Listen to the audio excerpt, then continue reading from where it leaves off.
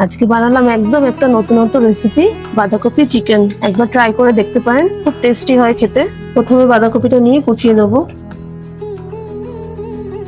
খুব জিয়ে জিয়ে করে কুচিয়ে নেবো যতটা পারবো।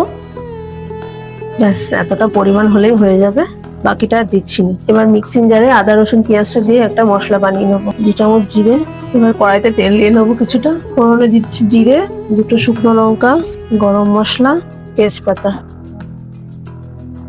ফোড়নটা হয়ে গেছে, এবার হাফ করে কাটা আলুটা দিয়ে দেবো। আলুগুলো গোল্ডেন হওয়া অব্দি ভেজে নেবো।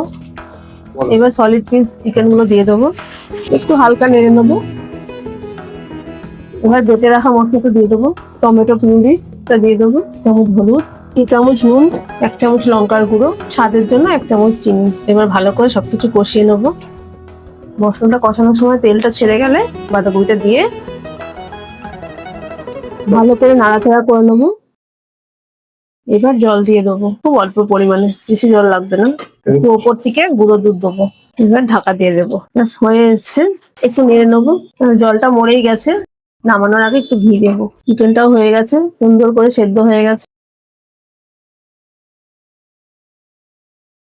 একঘেয়ে বাঁধাকপি খেয়ে যদি বোর হয়ে যান, মুখে স্বাদ বদল করতে বাঁধাকপিটা ঠিক এইভাবে একবার রান্না করে দেখবেন, ভালো খেতে হবে।